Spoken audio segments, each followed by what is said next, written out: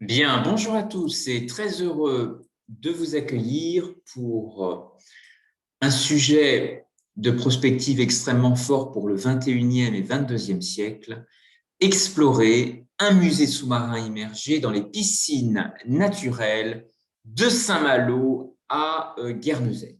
C'est un sujet qui est à la fois d'actualité puisque vous l'avez sans doute découvert dans les médias, le MHM, Musée d'histoire maritime de Saint-Malo, qui était prévu en 2022 est malheureusement abandonné. Il avait été confié dans le cadre d'un appel d'offres à un très grand et prestigieux architecte japonais, Kuma.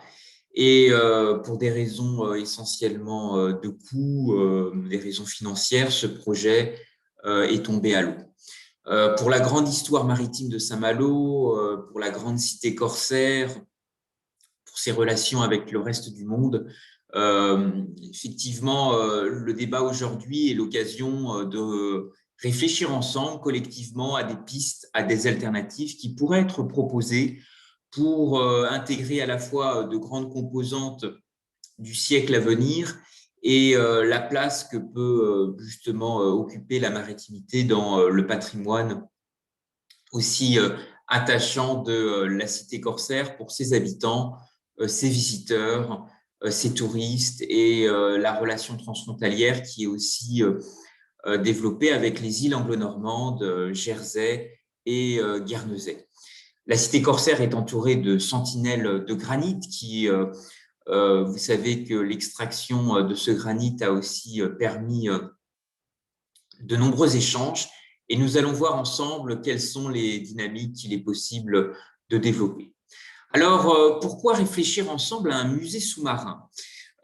Cette initiative fait directement écho à un travail qui a été largement mené par la ville de Cannes, qui a souhaité mettre en place un premier écomusée sous-marin en première initiative en France, mais aussi en Méditerranée, près du rivage d'une île qui est l'île Marguerite. Alors, ce projet écologique que la mer va justement mettre en mouvement pourrait sans doute inspirer demain la relation entre Saint-Malo et Guernesey. Alors, effectivement, faut-il le rappeler, il existe des piscines naturelles sur la côte d'Émeraude, elles sont nombreuses. On va revenir ensemble sur la cartographie des possibles, puisque vous savez qu'il existe 2 piscines d'eau de mer à Saint-Malo, il en existe également à Dinard, à Cancale et dans les îles anglo-normandes, et nous allons regarder ensemble quelles sont justement les potentialités qui pourraient se développer ensemble avec les forces et l'économie circulaire de la Côte d'Émeraude, la réflexion demain que nous pouvons développer ensemble. Alors revenons d'abord sur la genèse, précisément de cet écomusée sous-marin qui a été développé par la ville de Cannes. Vous savez que l'écomusée sous-marin qui a été mis en place sur le rivage de l'île Sainte-Marguerite est un site exceptionnel. Vous avez ici une carte qui vous permet de situer la dynamique qui a été mise en place. Et ce musée sous-marin a effectivement permis l'installation de grandes sculptures grâce au travail de plongeurs. Et pour les passionnés de plongée sous-marine, effectivement, aujourd'hui, simplement équipé d'un masque et d'un tuba, cet espace est accessible, totalement sanctuarisé par une interdiction de mouillage des navires et désormais en accès libre pour l'ensemble des visiteurs. Alors, vous avez ici quelques images de ce chantier qui a été développé en Méditerranée et nous allons regarder ensemble comment finalement pourrait aussi se développer un formidable élan, peut-être sur la côte d'Émeraude, en associant à la fois Saint-Malo, mais aussi les îles anglo-normandes. Vous dire que cet écomusée qui est né à Cannes avait pour objectif premier de sensibiliser les publics à la question essentielle de la protection de la Méditerranée, sujet qui entretient un parallélisme effectivement très fort avec la Manche, avec la côte d'Émeraude, puisque vous savez que nous sommes la mer l'une des moins profondes, avec seule la mer Baltique et le golfe Persique qui sont qui ont des profondeurs plus faibles. Et finalement, le Channel est un formidable écosystème de durabilité, de créativité et d'innovation, puisque nous allons voir ensemble ce qu'il serait peut-être possible de développer en s'inspirant de l'expérience cannoise. Vous avez ici des photos de ces sculptures immergées en mer. Vous savez qu'ont été aussi développés en Bretagne des projets extrêmement innovants. Je pense à Amphoris, qui propose de l'immersion de bouteilles de vin dans des caves sous-marines, jeune entreprise innovante qui a été incubée sur la technopole de Brest. Et il y a eu aussi beaucoup d'expérimentations développées avec le milieu ostréicole, avec Cancale et la baie du Mont-Saint-Michel. Alors, quel a été le contexte de ce musée sous-marin développé à Cannes, qui est une initiative très récente, puisqu'elle remonte au 28 janvier 2021, donc début de l'année. Elle a mobilisé le talent d'un artiste international de renommée, d'origine britannique, qui a moulé les visages de 6 citoyens cannois et qui ont été ensuite immergés à quelques dizaines de mètres du rivage de l'île Sainte-Marguerite pour former le premier écomusée sous-marin de France et de Méditerranée.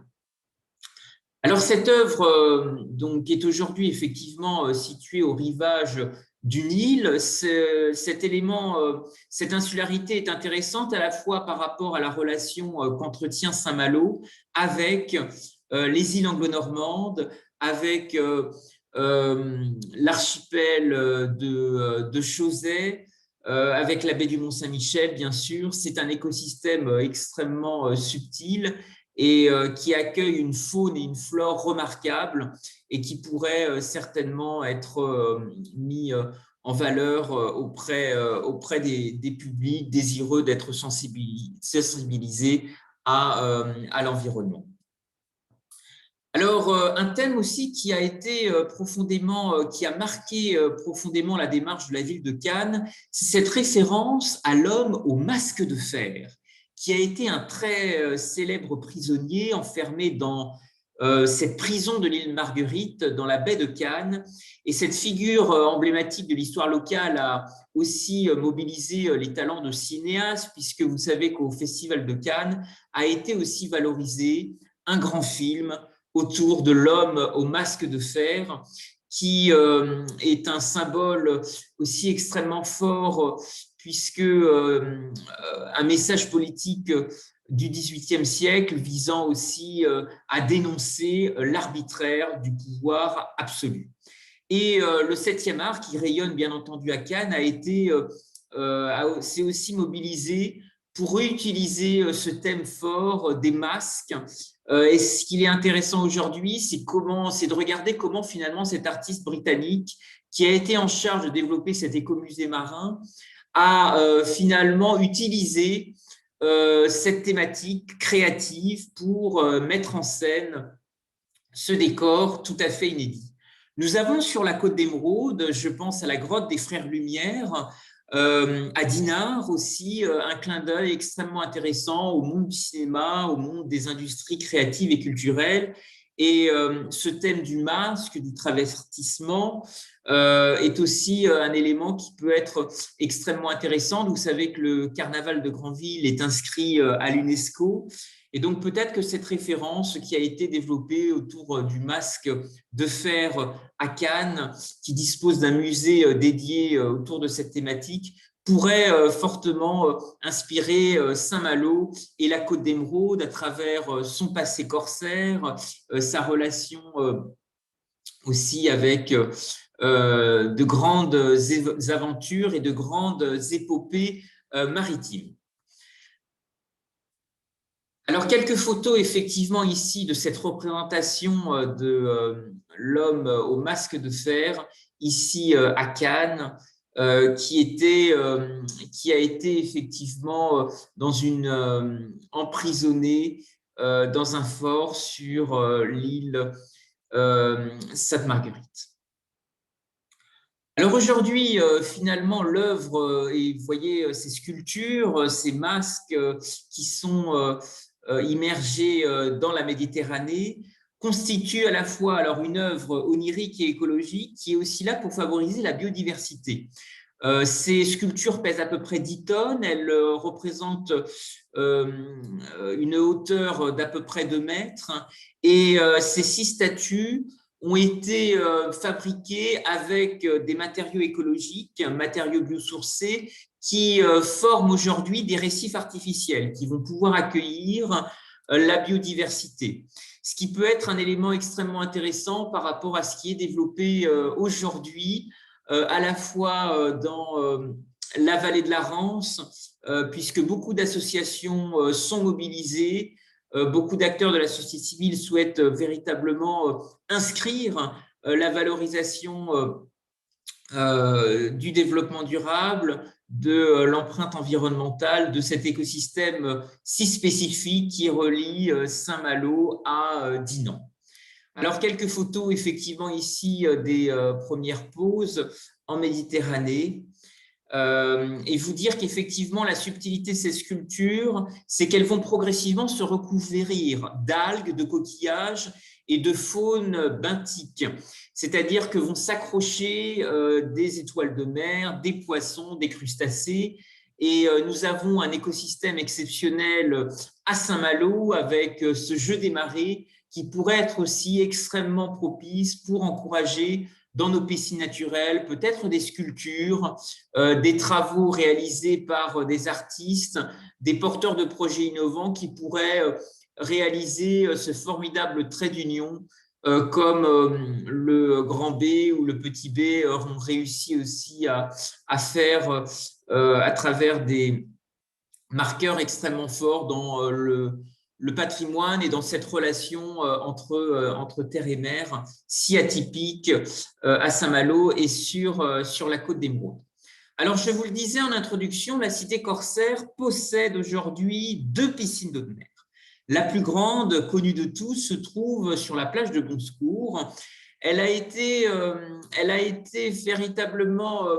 elle est le fruit d'une émulation, elle a été stimulée grâce à une initiative en 1937 à travers une personnalité extrêmement atypique qui était le propriétaire des Bains René, l'ancêtre du bar du Soleil, qui était à l'époque l'un des 3 bureaux de plage qui existaient. Et cette piscine est assez exceptionnelle par son point de vue puisqu'elle fait face à Dinard et elle offre un paysage exceptionnel à couper le souffle, à marée haute comme à marée basse, avec un décor hors du commun. Il existe aussi d'autres piscines naturelles. Nous allons les reprendre une à une dans cette cartographie d'un avenir possible. Il y a également une deuxième piscine naturelle pour la ville de Saint-Malo qui est située sur la plage de l'Éventail. Mais ce potentiel de valorisation est très, très, très large puisque vous savez que sur Cancale aussi, il existe de façon beaucoup plus discrète une piscine d'eau de mer qui est un repère d'habitués, qui offre aussi un environnement extrêmement appréciable pour les riverains. Ensuite, bien entendu, c'est Dinard qui a aussi 2 piscines naturelles entièrement découvertes. La première située à l'écart, un peu à l'écart de la plage de l'Écluse, et puis une autre qui est située au niveau de la baie du Prieuré. Ce qui est intéressant, c'est que ces piscines naturelles ont été aussi lancées par des entrepreneurs qui avaient certainement beaucoup d'imagination, une envie de recréer peut-être un écrin dans notre relation à la mer. Et peut-être que ce patrimoine aujourd'hui mériterait d'être réinventé, transformé dans un nouveau rapport, comme ce qui a été développé grâce à l'expérience cannoise à travers cet écomusée marin.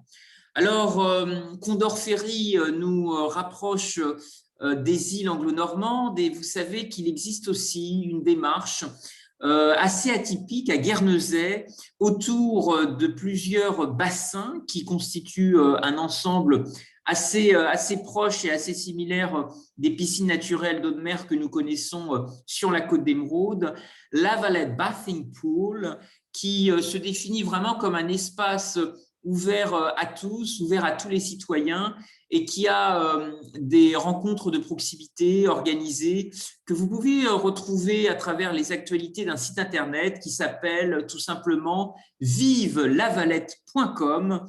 Je vous dire aussi que la presse anglo-normande a beaucoup salué l'énergie citoyenne qui a été développée pour redonner vie à cet espace. Et en particulier, à partir de l'été 2022, il va y avoir, à travers le travail d'un cabinet d'architectes dans l'île de Guernesey,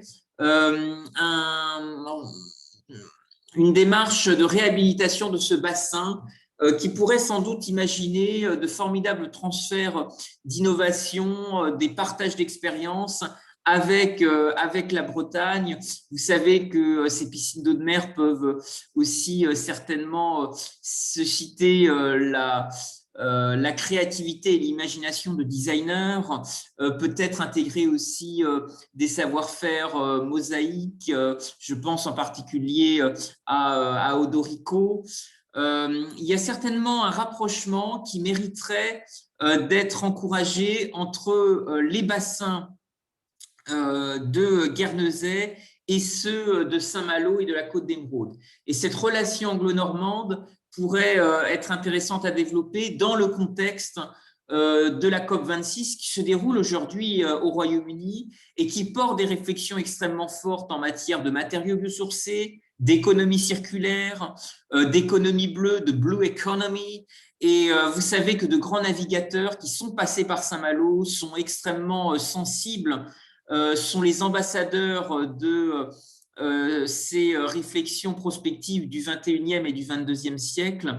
Vous savez notamment que la navigatrice Hélène MacArthur, à travers sa fondation en faveur de l'économie circulaire, est extrêmement mobilisée sur ces sujets.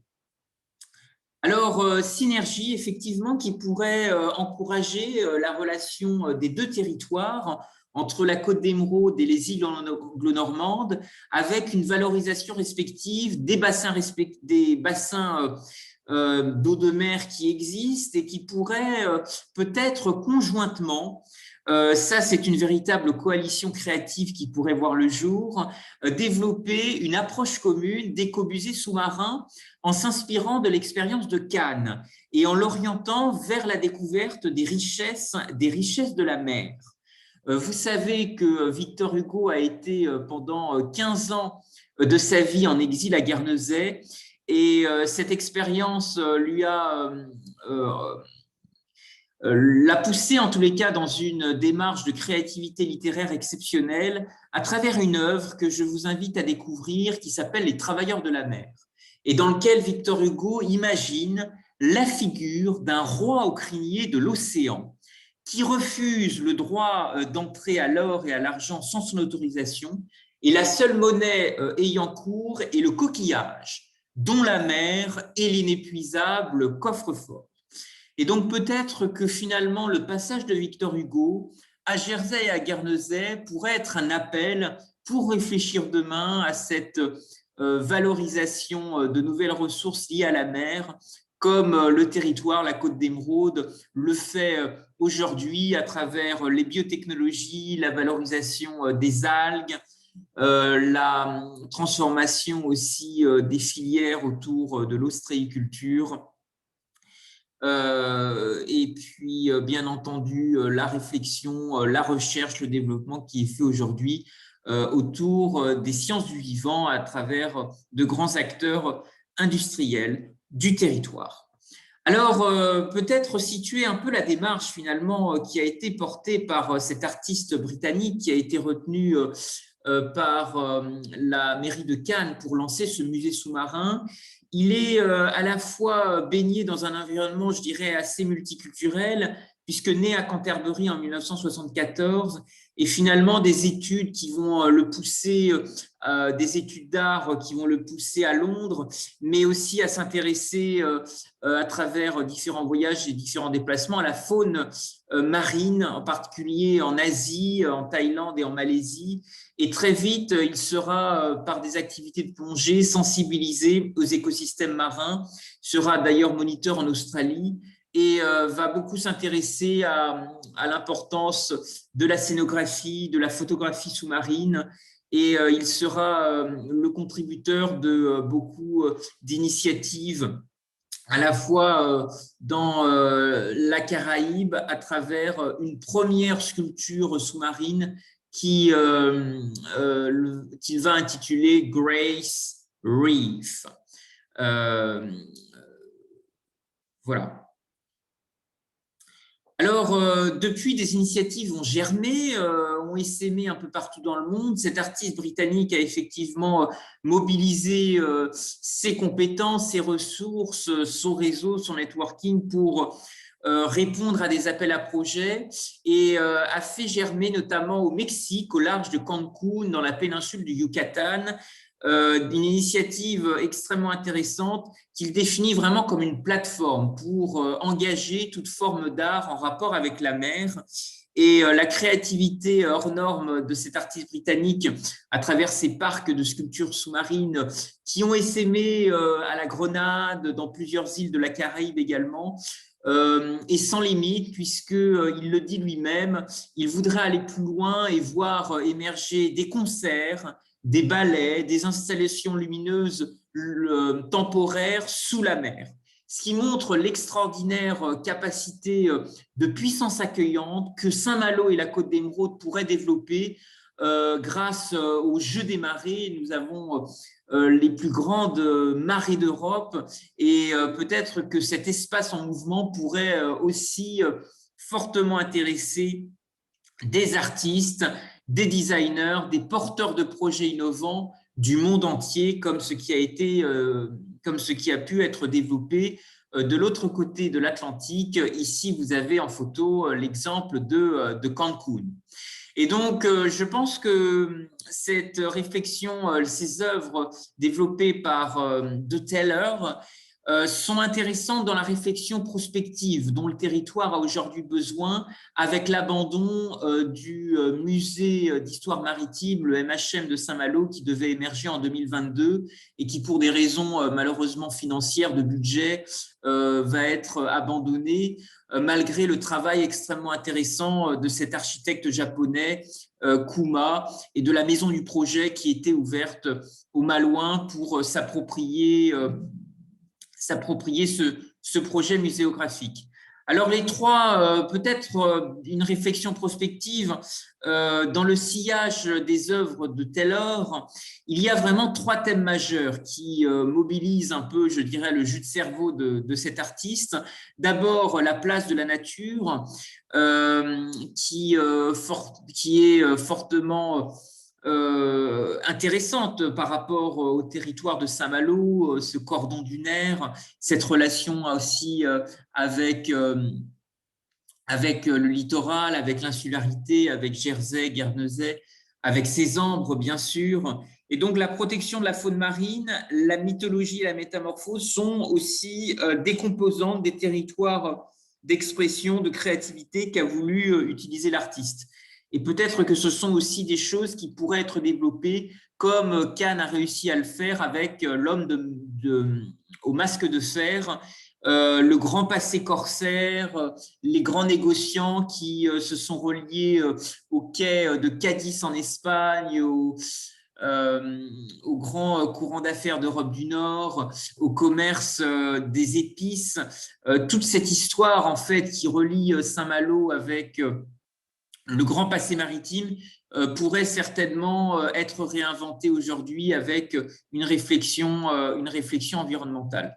Ces grandes marées, c'est l'activité aussi de pêche à pied et peut-être aussi un spectacle qui peut intéresser aussi demain des artistes, leur offrir aussi des panoramas lunaires extrêmement intéressants pour y développer peut-être des sculptures, des œuvres qui pourraient être ensevelies par la mer, transformées par des algues, des minéraux marins, et peut-être qu'effectivement ces courants forts, la rapidité de la montée des eaux pourrait justement être un formidable terreau d'expression, un bol d'air marin qui pourrait valoriser encore plus la beauté de nos paysages. Le jeu des marées, ce phénomène impressionnant que nous connaissons tous et qui fait la réputation des baies de Saint-Malo et du Mont-Saint-Michel, effectivement est un phénomène assez unique au monde, et c'est certainement quelque chose qui peut pousser des artistes à travailler sur cette transformation de l'espace, ce voyage aussi dans le temps qui pourrait à la fois refléter la force de la nature et ces paysages qui sont effectivement en éternel changement. Saint-Malo accueille les plus grandes marées d'Europe avec bien entendu la baie du Mont-Saint-Michel, et nous sommes dans un écosystème qui est extrêmement riche en minéraux marins. Vous connaissez sans doute l'histoire des thermes de Saint-Malo, mais il y a eu aussi beaucoup de sagas d'industriels, je pense en particulier aux industries probiomères, à tout ce qui a pu également se développer dans la valorisation des ressources du territoire entre terre et mer. Et c'est peut-être cette saga d'éclaireurs qui pourrait inspirer demain une nouvelle odyssée artistique, nouvelle odyssée environnementale et muséographique, puisque se posent effectivement des questions sur les alternatives, quels sont les scénarios à imaginer suite à l'abandon du musée d'histoire maritime. Et les archives de Saint-Malo, la Grande Passerelle, les grands festivals qui font rythmer la cité corsaire sont des formidables corridors avec des réflexions extrêmement intéressantes à développer pour demain encourager l'avenir. Alors, le rapport aussi avec les îles anglo-normandes est intéressant avec le Royaume-Uni post-Brexit, puisque finalement, si notre relation va se modifier de façon assez nette et profonde, il y aura très fortement une convergence et une interdépendance européenne qui existera toujours, et c'est sans doute la COP26 au Royaume-Uni à Glasgow qui va peut-être cristalliser des dynamiques d'innovation dans ce domaine, puisque vous savez que l'une des grandes priorités de Boris Johnson à travers la COP26, c'est de réfléchir demain à la place aussi de l'économie circulaire, de la finance verte, des matériaux biosourcés, de la place aussi, la valorisation de nouvelles ressources liées à la mer. Et vous savez que depuis la COP23, des initiatives audacieuses sont valorisées, sont mises en valeur. L'enjeu extrêmement fort des déchets plastiques qui sont un enjeu de gouvernance mondiale à la fois pour les océans mais aussi les continents, eh bien finalement ces grands forums, ces grandes conférences internationales mobilisent aussi des porteurs de projets innovants. Depuis la COP26 a été notamment valorisé un savoir-faire indonésien qui vise à transformer de l'amidon de manioc en sachet, en sac biologique. Et ça, c'est aussi une transformation intéressante et une relation aux océans, au respect de l'environnement qui est à la fois planétaire parce que ce procédé indonésien intéresse les Africains, et progressivement, de grandes entreprises se lancent également dans ces démarches, développent le mécénat de compétences. C'est le cas de L'Oréal, mais aussi d'une chaîne de supermarchés au Kenya. Et donc peut-être que des sculptures qui verraient le jour sous la forme d'un musée sous-marin pourraient mobiliser peut-être cristalliser des dynamiques d'innovation peu coûteuses en utilisant des matériaux biosourcés, en utilisant des matériaux respectueux de l'environnement, avec toute une démarche pédagogique pour la jeunesse. À ce titre, il y a beaucoup d'innovations qui ont germé. Je vous parlais des industries probiomères à Saint-Malo et dans la baie du Mont-Saint-Michel qui ont, lorsque la baie a rencontré en particulier des pénuries, notamment liées aux maladies des huîtres, a beaucoup mobilisé sa créativité et son imagination pour transformer l'extraction de sable coquillé qui était utilisé notamment comme élément de nutrition pour notamment la filière avicole. Eh bien, les ostréiculteurs de la baie de Cancale ont fait appel à leurs homologues de la baie de Sendai au Japon pour reconstruire des parcs décimés dans les années 67. Et il y a eu beaucoup d'alternatives qui ont été recherchées auprès d'importateurs au niveau du port de Saint-Malo et en particulier lors de ces périodes de pénurie dans les années 60, dans les années 70, lorsque l'extraction de minéraux marins, de sable coquillé dans la baie du Mont-Saint-Michel a commencé à se tarir, eh bien, des importateurs à Saint-Malo se sont intéressés à la farine de manioc de Madagascar. Donc, vous voyez qu'on peut trouver des formidables scénarios d'économie circulaire et que peut-être que la COP qui se déroule au Royaume-Uni va certainement réactualiser des sujets d'innovation transmanche pour trouver demain de nouvelles dynamiques collaboratives, de nouvelles façons de travailler ensemble. D'autant que les sujets ne manquent pas. Vous savez qu'un appel avait été lancé dans la presse locale pour redécouvrir les traces du Taj Mahal de Saint-Malo, qui avait été un pavillon qui avait été ramené à Paramé sur la côte d'Émeraude et qui avait été construit à l'occasion de l'exposition universelle de Paris en 1878. Et ce pavillon des Indes avait été commandé par le prince de Galles, futur Édouard VII, pour représenter les Indes britanniques à Paris.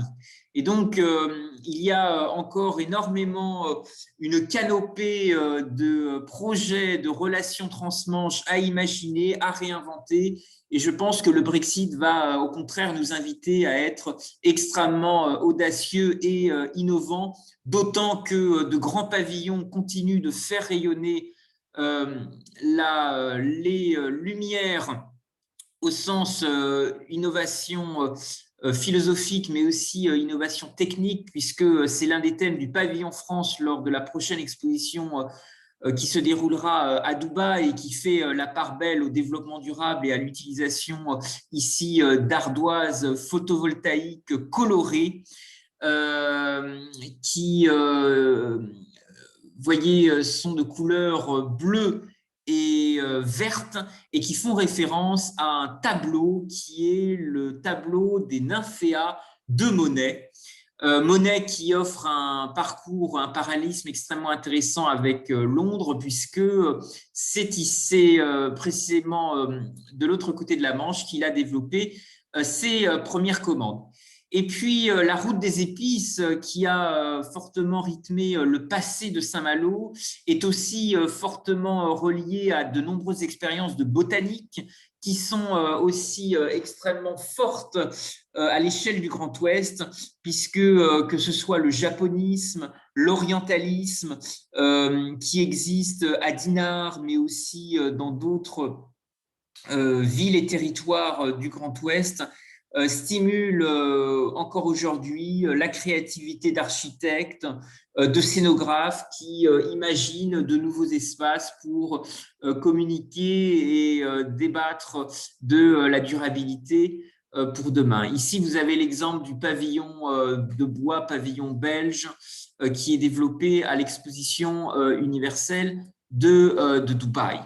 Alors, quels pourraient être aussi des sujets qui pourraient se développer demain et qui pourraient aussi faire un lien avec la récente inscription du savoir-faire horloger à l'UNESCO, candidature franco-suisse.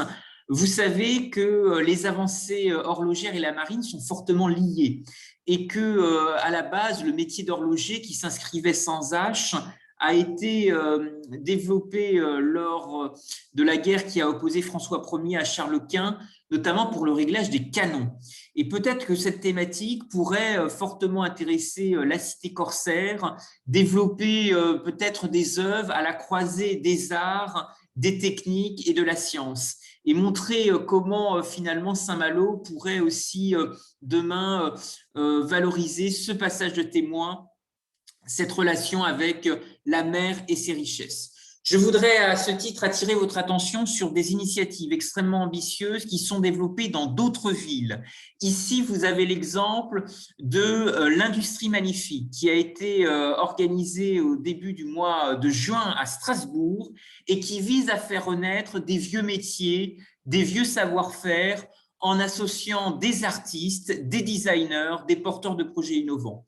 Et l'Industrie Magnifique a été une formidable mobilisation d'entrepreneurs, de mécènes. C'est une initiative qui a été créée à Strasbourg par le directeur marketing monde de Cronenbourg. Et peut-être que ce modèle alsacien pourrait intéresser les Bretons, pourrait intéresser Saint-Malo. Vous savez qu'il existe un quartier à Londres qui s'appelle Alsacia, qui a été un repère d'exilés alsaciens qui avaient changé 5 fois de nationalité et qui étaient passés d'est en ouest depuis tous les désordres des traités de Westphalie. Et nous avons à Saint-Malo, sur la côte d'Émeraude, de grandes personnalités alsaciennes. Je pense en particulier à Olivier Rollinger avec la route des épices qui a des origines alsaciennes importantes. Alors, il y a dans cette réflexion par rapport à la mer, à la reconversion de nouvelles activités, des projets bretons aussi tout à fait innovants. Je voudrais à ce titre vous mentionner le projet de la glacière de Lorient qui vise à véritablement se reconvertir en tiers-lieu maritime pour accueillir demain de nouvelles activités. Et à ce titre, il existe une campagne de financement participatif mise en place sur la plateforme kengo.fr et qui vise vraiment à mobiliser le talent, l'inventivité, la créativité de tous les citoyens et porteurs de projets innovants.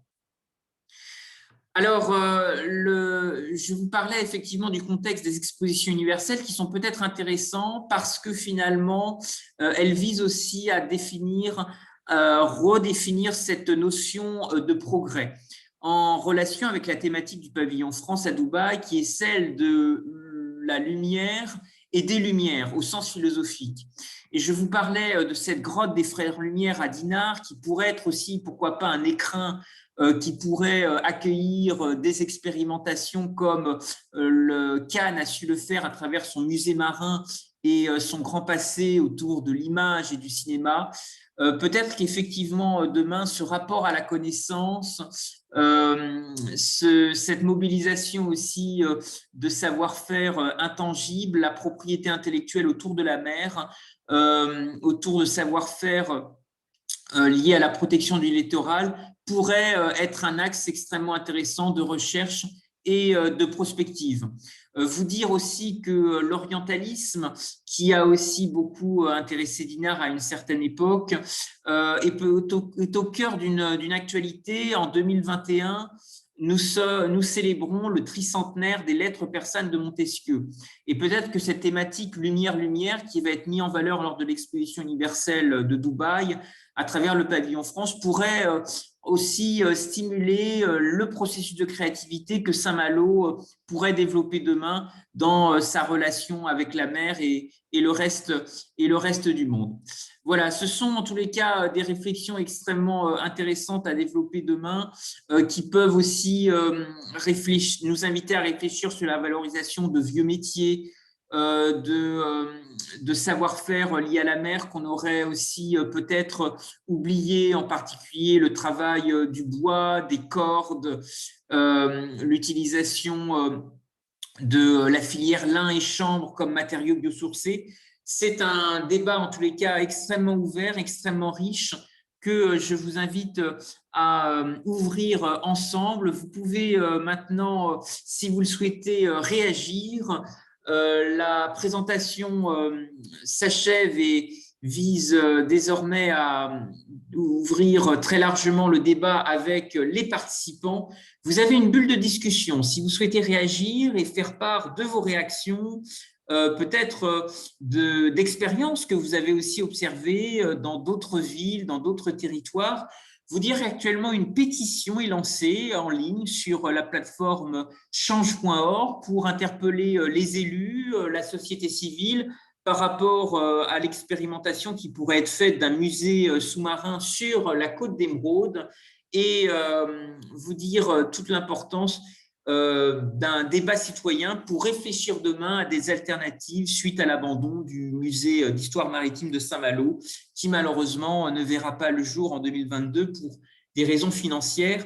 Mais je voudrais vous dire que l'imagination est au pouvoir et que en mettant peut-être en cohérence les propositions, les idées des uns et des autres, la créativité qui peut aussi germer autour de la cité corsaire, il y a certainement des solutions à trouver collectivement. Je voudrais vous remercier à tous pour votre attention. Vous signaler effectivement un peu de lecture, un petit ouvrage que j'ai réalisé qui s'appelle Les Indes bleues, pour encourager justement de nouvelles formes de design, d'interdépendance autour de la mer et de la grande créativité qui unit les Bretons et les navigateurs. Et vous rappeler aussi, si vous souhaitez vous impliquer ou soutenir l'idée, en tous les cas, d'un musée sous-marin qui pourrait voir le jour entre Saint-Malo et Guernesey, en associant, pourquoi pas, des sculptures, des œuvres d'art dans les bassins et les piscines naturelles qui unissent le territoire. Vous pouvez soutenir cet appel qui est actuellement lancé sur la plateforme change.org. Je voudrais vous remercier pour votre attention et maintenant ouvrir très largement le débat. N'hésitez pas à utiliser votre micro si vous souhaitez prendre la parole.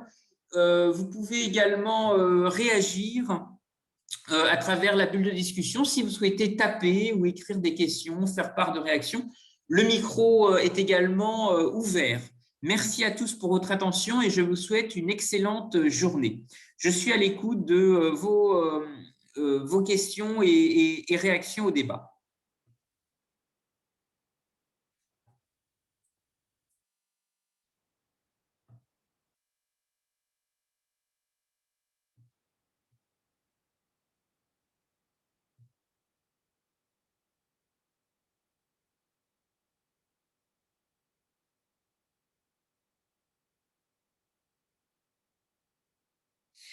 Avez-vous peut-être, dans le cadre de vos différents voyages ou de vos différents déplacements, vu des expériences similaires, observé des démarches qui ont été peut-être menées dans d'autres villes maritimes, dans d'autres régions littorales? N'hésitez pas, si vous souhaitez faire part d'idées, de préconisations, de propositions. L'idée est vraiment de développer ensemble un contenu, une réflexion collective qui pourrait enrichir la réflexion pour la cité de demain. Oui, bonjour. Je ne sais pas si vous m'entendez. Oui, je vous entends. Oui, j'ai voulu participer. Je crois qu'on est que tous les deux, d'après ce que j'ai vu. Nadine Paris du journal Ouest France à Saint-Malo. Oui, bonjour. Vous avez eu au téléphone, je crois déjà. Oui, tout à fait. Voilà. Et puis là, j'ai assisté, alors pas tout, mais bon, j'ai pris quelques notes. Bon, c'était surtout sur l'idée qui était le parallèle forcément avec la Côte d'Émeraude, quoi, hein, tout à fait. Voilà. Et puis, donc, il y a juste une question, parce que vous suggérez, alors des fois vous parlez entre Saint-Malo et Guernesey, des fois des piscines naturelles. Alors, c'est quoi? C'est plutôt un choix ou ça serait quoi? En mer, plutôt en piscine naturelle, plutôt en vallée de la Rance? Parce qu'à un moment, vous parlez de la vallée de la Rance aussi. Oui, tout à fait. C'est des suggestions. Alors, en fait, si vous voulez, le débat, il est très, très ouvert. Je pense que l'enjeu et la leçon finalement à retenir par rapport à l'abandon du MHM, du musée d'histoire maritime, c'est finalement le coût. Et l'idée des piscines naturelles, c'était peut-être quelque chose d'intéressant parce que finalement, est-ce que ça ne pourrait pas être une solution peu coûteuse d'installer finalement des sculptures ou des œuvres d'art qui auraient une réflexion par rapport à la mer et ses richesses et qui Il y a des auraient gens qui se aussi… baignent dans ces piscines. Il y a des gens qui se baignent dans ces piscines. Oui, absolument. Alors, en fait, le concept du musée marin à Cannes, c'est d'offrir justement aux plongeurs, aux baigneurs, une relation avec les œuvres. Et donc, en fait, l'idée serait de se baigner dans ces piscines et de profiter aussi avec son tuba ou de se baigner justement au contact d'œuvres d'art. Faire un vrai musée finalement accessible à tous. Mhm. Puisqu'en fait, alors, je vais retrouver, je ne sais pas si les slides sont visibles ici. Parce que les piscines dont vous parlez, c'est beaucoup d'enfants, etc. Enfin, ça Oui, tout risque à d'être fait. dégradé ou de. Enfin, c'est. Oui, alors en fait, la démarche du musée sous-marin de Cannes, il y a une Il est au volonté large, aussi. il est où? Vous m'avez dit, oui, l'île à côté du Nil, c'est ça? Tout à J'ai pas fait. suivi. D'accord. Vous avez ici en fait une carte. Alors, je vais essayer de vous le montrer. Oui. Voilà. Mais oui, alors c'est vrai que Saint-Malo, il y a ses ambres, mais peut-être que justement le fait qu'il y ait une proximité immédiate avec des enfants, c'est assez intéressant parce que ces sculptures, ces visages en fait peuvent aussi inspirer justement la créativité, offrir un côté un peu récréatif à des jeunes et en tous les cas, la vision de l'artiste à Cannes, c'est de faire en sorte que ces sculptures aussi se dégradent, se recouvrent d'algues, que des minéraux marins, des Mhm. coquillages se greffent dessus. Et donc, c'est aussi, comme des châteaux de sable, en fait, susciter peut-être une réflexion assez récréative et ludique Mais là, par rapport à à la mer. Cannes, il est accessible au grand public. Ces sculptures, elles sont visibles par le grand public. Alors en fait, ce qui s'est passé, c'est qu'il y a 6 statues qui ont été donc immergées à Cannes, Oui. et la Ouais. mairie en fait a souhaité que les 6 visages soient des visages de citoyens. Donc il y a eu une très grosse démarche de concertation en amont pour que finalement il y ait une mobilisation et la mairie en fait envisage il y a eu un travail qui a été fait avec les écoles, donc je pense qu'il y a des sorties pédagogiques qui sont aussi organisées, mais il y a eu un très gros travail de concertation. Et ce que je trouve peut-être un peu dommage aujourd'hui, c'est de laisser tomber finalement la maison du projet, Mhm. parce que le musée d'histoire maritime à Saint-Malo avait une programmation ouverte au débat avec des conférences, des choses comme ça. Et il y a quand même un fonds assez puissant qui pourrait peut-être justement faire vivre aussi des débats citoyens sur une expérimentation qui pourrait être faite à Saint-Malo, même si effectivement l'emplacement précis reste à définir. Est-ce que Ouais. soit ça se fait dans une piscine naturelle? Est-ce que à l'inverse, c'est un appel qui plus un lien anglo-normand avec pourquoi pas Cézanne et puis un parcours qui se ferait avec Guernesey ou plutôt une relation entre terre et mer avec la Rance? Mhm. D'accord, d'accord. Bon, c'était juste voilà pour suggérer que pourquoi pas un parc, un musée sous-marin, voilà. Je pense que c'est une manière aussi de redonner un peu d'espoir parce que c'est vrai que les gens sont un peu débités par rapport à ce projet qui tombe à l'eau pour des raisons financières et il y a peut-être des initiatives un peu moins coûteuses qui pourraient justement se développer et offrir un clin d'œil intéressant. Mhm. Voilà. D'accord. Mais comment à Cannes, là, ils peuvent y accéder, les gens peuvent faut plonger, c'est profond, non? C'est Alors, c'est pas très très profond parce que vous voyez sur cette image-là, oui, sinon, alors je vais essayer de vous montrer. En fait, si vous voulez, la Méditerranée, il n'y a pas tellement de marée. Tandis que ce qui fait la différence avec Saint-Malo, là où il y a un travail créatif qui peut être fait, c'est finalement le jeu des marées. C'est-à-dire que ces statues ou ces œuvres d'art, à la fois, elles peuvent être ouvertes à la découverte pour des plongeurs et des baigneurs, mais en même temps à marée basse. Et ce qui est intéressant à Saint-Malo, c'est qu'il y a un paysage finalement qui s'ouvre aussi à des promeneurs. Alors, c'était pas si profond que ça. J'avais une slide avec les dimensions précises pour vous donner… alors, parce que c'est des sculptures qui font à peu près, je crois que j'avais noté la taille exacte. Alors, un instant. Oui, en fait, on est sur une profondeur de 3 à 5 mètres. Donc, c'est pas très, très profond. Et la distance, des sculptures par rapport au rivage, on est de 84 à 132 mètres. Donc, bon, il faut quand même, c'est une activité un peu de plongeur. Après, l'initiative est très récente, donc peut-être qu'elle va être aussi aménagée. Il y a une interdiction autour du site pour le mouillage des bateaux, hein, de la plaisance. Donc, je pense qu'il y a aussi l'idée, en fait, d'en faire un espace un peu sanctuarisé. Et puis, en tous les cas, la volonté, hein, de la mairie de Cannes, c'est de le rendre assez accessible au plus grand nombre, avec un masque et un Est-ce que vous pouvez me tuba. rappeler juste,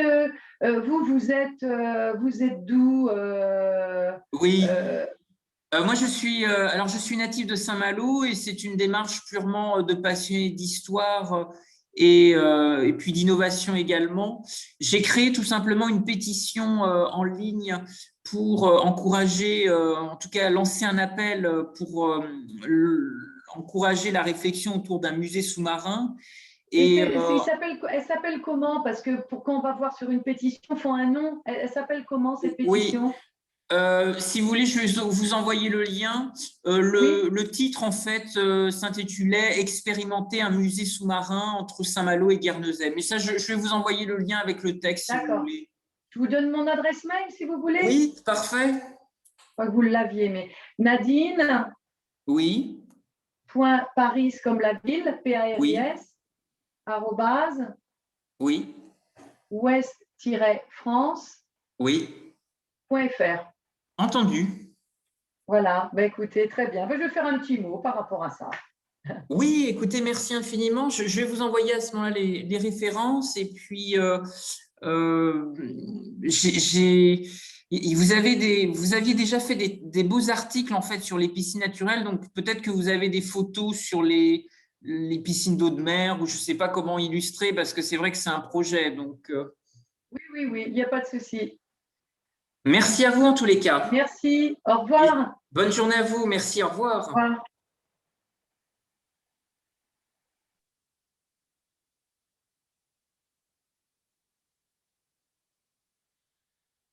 Bien, merci à tous pour votre attention et je vous souhaite une excellente journée.